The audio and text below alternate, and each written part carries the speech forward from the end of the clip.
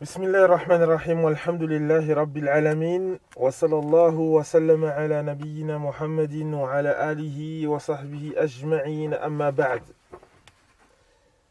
Bienvenue aux chers frères et sœurs, pour ce troisième cours dans l'explication de Manhaj al-Salikin wa Tawdih al-Fiqh fi ad-Din, le chapitre du jeûne, Kitab al-Siyam. وقد وصلنا إلى كلام المؤلف رحمه الله والمريض الذي يتضرر بالصوم والمسافر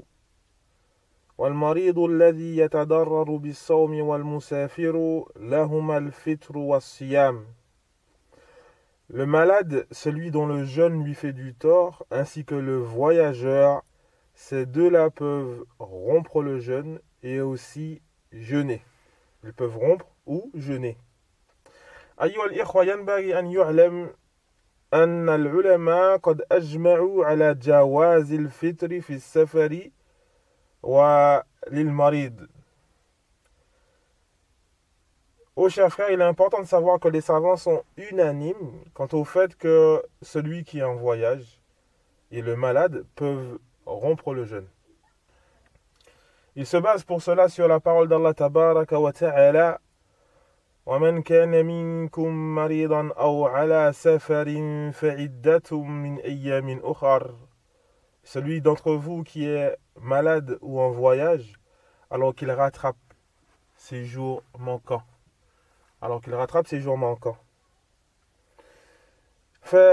فالجماهير قالوا بالجواز فحسب. أما ابن حزم الظاهري فقال بالوجوب. Et donc la grande majorité des savants, ils ont juste cité que cela est permis. Il est permis, concernant le voyageur, de rompre le jeûne. La grande majorité.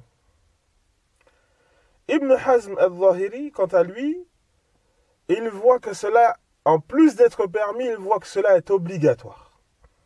Il est obligatoire aux voyageurs de rompre le jeûne. وما هو دليل ابن حزم؟ Quelle est la preuve d'Ibn Hazm rahimahullah? استدل بالآية نفسها. Il s'est basé sur le même verset qu'on a cité précédemment. Celui d'entre vous qui est malade ou en voyage alors qu'il rattrape ses jours manquants. قال إن الله تبارك وتعالى لم يذكر إلا القضاء. Il a dit que Allah tabaraka wa ta'ala, il n'a cité que le fait de rattraper ses jours manquants. Il n'a pas cité le fait de continuer à jeûner. Et donc il est obligatoire de rompre le jeûne durant le voyage.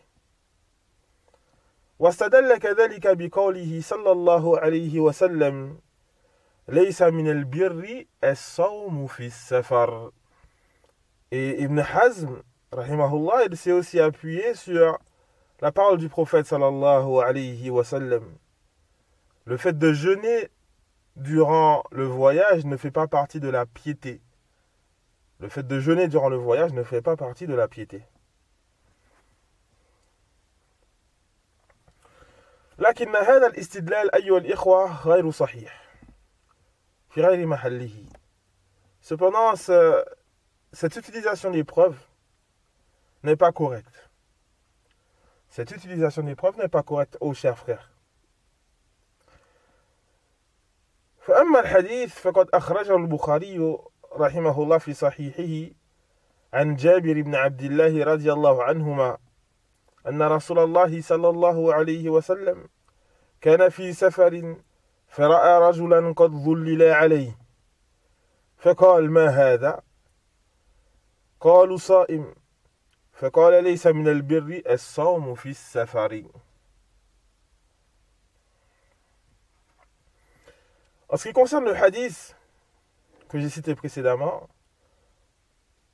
il faut savoir que ce hadith a été rapporté par Al-Bukhari rahimahullah dans son Sahih, selon Jabir ibn Abdullah radiyallahu anhuma, que le messager d'Allah sallallahu alayhi wa sallam a vu un rassemblement, zihaman, il a vu un rassemblement, et un homme sur lequel on a fait de l'ombre. Il n'était pas bien, alors on a fait de l'ombre pour cet homme. Alors le messager d'Allah sallallahu alayhi wa sallam a de dire, qu'est-ce que c'est? Que se passe-t-il? Il fut dit, un jeûneur. C'est un jeûneur au messager d'Allah. Alors il a répondu sallallahu alayhi wa sallam, laysa min al-birri as-sawmu fi as-safari. Alors il a répondu sallallahu alayhi wa sallam, le jeûne durant le voyage ne fait pas partie de la piété. إذن النبي صلى الله عليه وسلم قال هذا الكلام لسبب. Et donc le prophète sallallahu alayhi wa sallam, il a dit cette parole pour une cause spécifique. فإن كان الرجل يصوم فيشك على نفسه إلى هذه الدرجة فيحتاج إلى أن يظلل عليه وقد يغمى عليه فلا شك أن صومه في السفر ليس من البر. Et donc si l'individu il est donc en voyage et qu'il va jeûner et se mettre dans une difficulté à tel point qu'il a besoin qu'on lui fasse de l'ombre, où il se peut qu'il s'évanouisse, qu'il mette sa santé en péril, alors il n'y a nul doute qu'il n'y a pas de piété dans ce que ce jeûne-là ne fait pas partie de la piété. Il n'y a nul doute que ce jeûne-là n'est pas correct. Il ne nous est pas demandé de mettre notre santé en danger. C'est pour cela qu'il a dit cette parole, le prophète sallallahu alayhi wa sallam. Et donc nous ne pouvons pas utiliser ce hadith pour dire que il est interdit de jeûner durant le voyage. أما الآية فقال أهل التفسير معناها فمن كان منكم مريضا أو على سفر فأفطر فعدة من أيام أخر. En ce qui concerne le verset, alors les gens du tafsir, ils ont dit la signification du verset, c'est celui d'entre vous qui est malade ou en voyage et qui a rompu le jeûne, alors qu'il rattrape des jours manquants. Voilà la signification du verset. وقد جاءت أحاديث كثيرة تدل على جواز الصيام والفطر في السفر. Et certes, il y a beaucoup d'ahadiths qui montrent la permission du jeûne et de rompre le jeûne durant le voyage.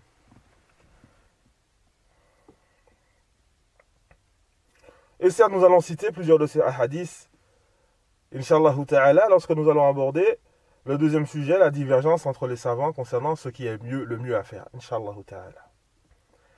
Et donc la vie la plus juste, c'est le qawl sahih, anna al-fitr jaizun wa laysa biwajibin fi safar. Et donc la vie la plus juste, Inch'Allah ta'ala, est que le fait de rompre le jeûne est permis et que cela n'est pas obligatoire durant le voyage. طيب اختلفت العلماء في الأفضلية. Et donc les savants, ils ont divergé aussi concernant le fait de savoir ce qui est mieux, ce qui est préférable. Qu'est-ce qui est préférable pour le voyageur? De rompre son jeûne ou de jeûner? ما هو الأفضل? Qu'est-ce qui est préférable?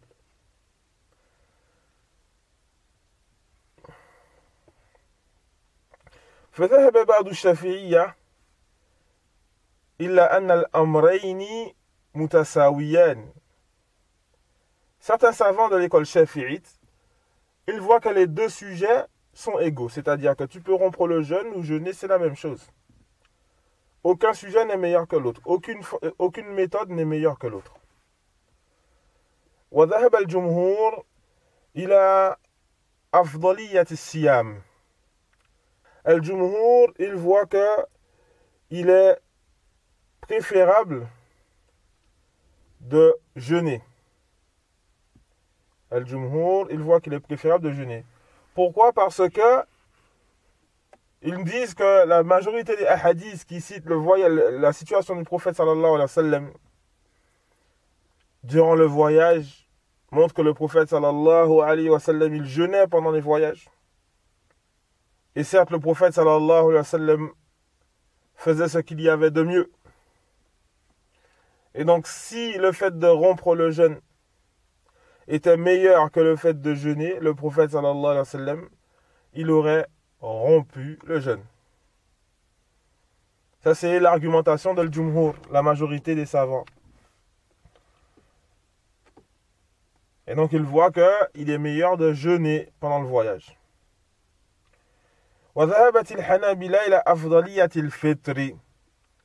Les savants de l'école hanbalite, eux, ils voient qu'il est meilleur de rompre le jeûne pendant le voyage. Pourquoi? لأن النبي صلى الله عليه وسلم سئل عن الصوم عن الفطر في السفر فقال هي رخصة من الله فمن أخذ بها فحسن ومن أحب أن يصوم فلا جناح عليه. Parce que le prophète sallallahu alayhi wa sallam fut interrogé concernant le fait de rompre le jeûne durant le voyage. Il a alors dit sallallahu alayhi wa sallam, c'est une permission venant d'Allah. Celui donc qui veut la prendre, qui veut prendre cette permission, alors cela est bien. Alors cela est bien. Et celui qui préfère jeûner, alors il n'y a pas de mal en cela. Ils nous disent ici que le prophète sallallahu alayhi wa sallam, il a fait la distinction entre le fait de rompre le jeûne et le fait de jeûner. Concernant le fait de rompre le jeûne, il a dit que cela est bien. C'est bien fait, Hassan. Et concernant le fait de jeûner, il a dit il n'y a pas de mal en cela. Et c'est sûr que le fait de dire que quelque chose est bien et d'une autre, il n'y a pas de mal en cela, et donc on comprend que ce qui est bien est mieux que ce dont il n'y a pas de mal à le faire. وكذلك كان النبي صلى الله عليه وسلم والصحابة مسافرين فتعب في يوم حر شديد فتعب الصائمون. Le prophète sallallahu alayhi wa sallam, un jour, il était en voyage avec ses compagnons durant un jour de forte chaleur. Et les jeûneurs furent fatigués. Et donc, ce sont les non-jeûneurs qui ont préparé les tentes et qui ont nourri les bêtes, qui ont abreuvé les bêtes. Alors, le prophète sallallahu alayhi wa sallam a dit ذهب المفطرون اليوم ذهب المفطرون اليوم بالأجور ذهب المفطرون اليوم بالأجور. Les non-jeûneurs aujourd'hui ont pris les récompenses. Les non-jeûneurs aujourd'hui ont pris les récompenses. Et donc, Al-Hanabila, il voit alors qu'il est préférable pour le voyageur de rompre le jeûne. Et on a déjà vu l'avis de Zahiriya qui voit que il est obligatoire, yajibu al-fitr, il est obligatoire de rompre le jeûne. Ils disent Zahiriya que celui qui jeûne durant le voyage, alors son jeûne est caduc. Il doit le refaire dans tous les cas. Même si tu jeûnes en voyage, tu dois le rattraper après. Ton jeûne, il est caduc. Et on a déjà montré donc que cet avis n'est pas correct. Le dernier avis, le dernier avis, c'est l'avis le plus juste, inshallah ta'ala.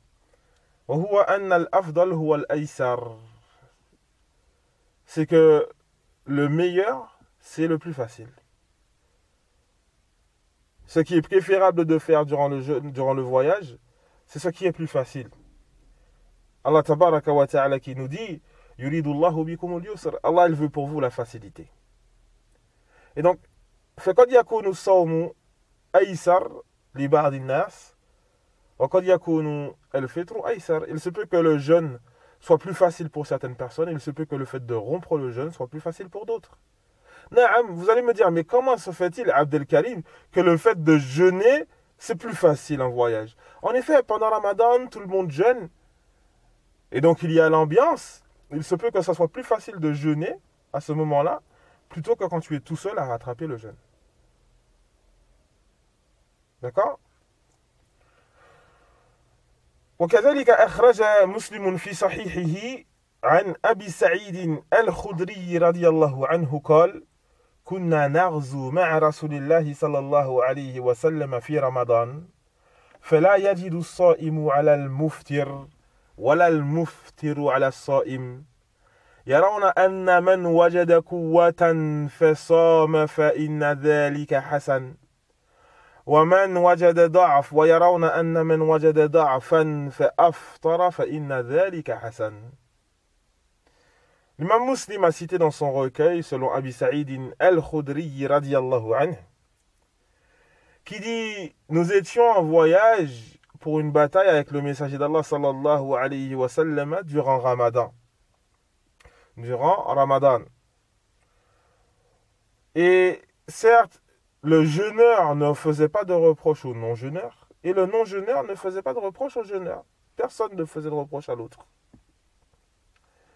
Il voyait, et donc il continue, donc Abu Saïd, et il nous dit, il voyait que celui qui trouve en lui de la force et qu'il jeûne, alors cela est bien. Et celui qui trouve en lui de la faiblesse et qu'il rompt le jeûne, alors cela est bien. Et donc on voit clairement ici, aux chers frères, que en fait ce qui est voulu, c'est une permission et que chacun prend ce qui est le plus facile pour lui. Et que le mieux pour chacun, c'est ce qui est le plus facile pour lui. Parfois, certaines personnes veulent obliger les autres. Ah, il faut que tu romps, il faut que tu jeûnes, etc. Non. Toi, tu vois que le mieux pour toi, c'est de rompre. L'autre, il voit que le mieux pour lui, c'est de jeûner. Alors, en fait, comme les Sahaba, radiyallahu anhum, le jeûneur ne reprochait pas au non-jeûneur, le non-jeûneur ne reprochait pas au jeûneur. Alhamdulillah. Ensuite, l'auteur, rahimahullah, il nous dit وَالْحَائِضُ وَالنُّفَسَاء يَحْرُمُ عَلَيْهِمَا الصِّيَامُ وَعَلَيْهِمَا الْقَضَاءُ. Et donc il nous dit, rahimahullah, et la femme menstruée ainsi que la femme qui a ses lochis, il leur est interdit à toutes deux de jeûner. Et elles doivent toutes les deux rattraper leur jeûne. Elles doivent toutes les deux rattraper leur jeûne. أيها الإخوة هذه المسألة قد أجمع العلماء عليها. Et donc, aux chers frères, donc, les savants sont unanimes concernant ce sujet. Les savants sont unanimes sur le fait que la femme menstruée ainsi que la femme qui a ses lochis, il leur est interdit de jeûner pendant donc il leur est interdit de jeûner durant cette période. Mais par contre, il leur est obligatoire de rattraper. Il leur est obligatoire de rattraper. Le prophète sallallahu alayhi wa sallam qui nous dit Alaysat idha hadat lam tusalli wa lam tasum. Le prophète sallallahu alayhi wa sallam qui nous dit concernant la femme menstruée, n'est-ce pas que lorsqu'elle a ses menstrues, elle ne jeûne pas, elle ne prie pas et ne jeûne pas. N'est-ce pas que lorsqu'elle a ses menstrues, elle ne prie pas et ne jeûne pas. Et ensuite l'auteur qui nous dit rahimahullah wal hamilu والمرضع إذا خافتا على ولديهما أفطرتا وقضتا وأطعمتا عن كل يوم مسكينا. Ensuite il nous dit l'auteur rahimahullah, la femme enceinte ainsi que la femme qui allaite, si elles ont peur concernant leurs enfants, la femme enceinte ainsi que la femme qui allaite, si elles ont peur concernant leurs enfants, on dit bien concernant leurs enfants, pas concernant leur santé à elles, alors, à ce moment-là, elles vont rompre le jeûne, elles vont rattraper et elles vont nourrir un pauvre pour chaque jour manquant. Et donc, ce qui veut dire, si elles ont peur pour leur enfant, pas pour elles, il leur est permis de rompre le jeûne, mais attention, elles doivent, en plus de rattraper, elles doivent aussi nourrir un pauvre pour chaque jour. Elles doivent aussi nourrir un pauvre pour chaque jour. Et ça, cet avis, c'est l'avis de Al-Hanabila et de Shafi'iyya. C'est l'avis donc de l'école Hanbalite et de l'école Shafi'ite. que si la femme elle a peur pour son enfant, alors à ce moment-là, elle va nourrir et elle va rattraper les jours de jeûne. Ils disent par contre, si donc la femme enceinte et la femme qui allaite, elles ont peur concernant leur propre personne seulement, alors à ce moment-là, elles vont juste rattraper les jours de jeûne. Et donc on fait la distinction entre le fait, est-ce qu'elle a peur pour elle ou est-ce qu'elle a peur pour ses enfants. La preuve de cela, ils disent donc, on va comparer cette femme donc au malade. On va comparer cette femme au malade. Pourquoi? Parce que si elle a peur concernant sa propre personne, alors à ce moment-là, elle est comme le malade qui a peur pour sa propre personne. Et certes, Allah tabaraka wa ta'ala a permis au malade de rompre son jeûne, mais il doit rattraper par la suite. Et donc ils disent, la femme enceinte doit rattraper par la suite. وذهبت الأحناف إلى القضاء فقط. الأحناف, les savants du madhab hanafite, ils voient que la femme enceinte et la femme qui allait doivent seulement rattraper les jours de jeûne. Elle n'a pas à nourrir des pauvres. Elle doit seulement rattraper les jours de jeûne, comme le malade. Ça aussi, eux aussi, ils ont fait la comparaison avec le malade. وذهبت المالكية إلى الإطعام على المرضع دون الحامل. Et certes, al-Malikiya, les savants de l'école malikite, eux, ils voient donc qu'il est obligatoire à cette femme enceinte, il est obligatoire, à cette femme qui allaite, il lui est obligatoire de nourrir des pauvres. La femme qui allaite, il lui est obligatoire de nourrir des pauvres, contrairement à la femme qui est enceinte. Et donc toutes ces écoles se sont basées sur al-qiyas, le fait de dire que, donc le fait de comparer la femme enceinte au malade, en fait. Le fait de comparer la femme enceinte ou la femme qui allaite au malade. Tous ces avis sont basés sur cette comparaison. Et chacun va avoir sa compréhension de cette comparaison. ولكن الصحيح أيها الإخوة أن المرأة الحامل والمرضع لا تقاس على المريض. Et donc on ne dit pas que, cependant l'avis le plus juste, chers frères, c'est qu'on ne peut pas comparer la femme enceinte au malade. On ne dit pas cela ni dans la langue arabe, ni dans la médecine. Ni dans la médecine, on ne va pas dire que la femme enceinte est malade. Ce n'est pas considéré comme une maladie. Et donc, il ne convient pas de comparer les deux.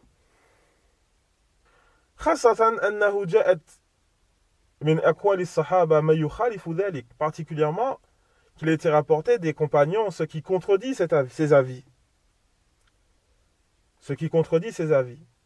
Le fait que la femme enceinte ou la femme qui allaite doit rattraper. فأخرج الدارقطني بإسناد صحيح أنه جاءت أم ولد إلى ابن عباس رضي الله عنهما فقال لها أفطري وأطعمي لكل يوم مسكينا وفي رواية ولا قضاء عليك. Ad-Daraqutni, il a cité dans son recueil avec une chaîne de transmission authentique qu'une Walad, donc ce terme qui est utilisé donc pour une femme esclave qui avait un enfant, est venue vers Ibn Abbas radhiyallahu anhuma interroger concernant sa situation. Alors Ibn Abbas lui a dit, romps le jeûne et nourris un pauvre pour chaque jour. Ibn Abbas radhiyallahu anhuma lui a dit, romps le jeûne et nourris un pauvre pour chaque jour. Et tu n'as pas à rattraper. Tu n'as pas à rattraper. Et donc la femme qui allaite, la femme enceinte, n'a pas à rattraper. Il ne lui est pas obligatoire de rattraper. Elle doit juste nourrir un pauvre pour chaque jour. Elle n'est pas comparée aux malades. وكذلك ابن عمر رضي الله عنهما قال لابنته أفطري وأطعمي لكل يوم مسكينا ولا قضاء. Et aussi même chose, Ibn Umar رضي الله عنهما, il a dit à sa fille, il lui a dit, romps le jeûne et nourris un malade pour chaque jour de jeûne manqué, et il n'y a pas de rattrapage. Wala qada, il n'y a pas de rattrapage. وقال ابن قدامة رحمه الله في المغني لا أعرف لهما مخالفا من الصحابة. Ibn Qudama, il dit dans Al-Mughni, il dit, et je ne connais pas quiconque parmi les compagnons qui a eu un autre avis que ces deux-là. Il ne connaît pas Ibn Qudama quiconque parmi les compagnons qui a eu un autre avis que ces deux-là. Ça, c'est important, ça. وكذلك جاء في سنن أبي داود. جاء في سنن أبي داود ابن عباس رضي الله عنهما قرأ الآية وعلى الذين يطيقونه فدية طعام مسكين. Et concernant ceux qui ont la capacité de le faire avec difficulté, ils nourrissent un pauvre. Ils nourrissent donc un pauvre. Fidyatun ta'amu miskin. Et donc l'expiation est de nourrir un pauvre. قال Ibn Abbas il dit كانت رخصة للشيخ الكبير والمرأة الكبيرة وهما يطيقان الصيام أن يفطرا ويطعما مكان كل يوم مسكينا والحبلى والمرضع إذا خافتا. Et donc il dit, Ibn Abbas radiallahu anhuma, ceci était une permission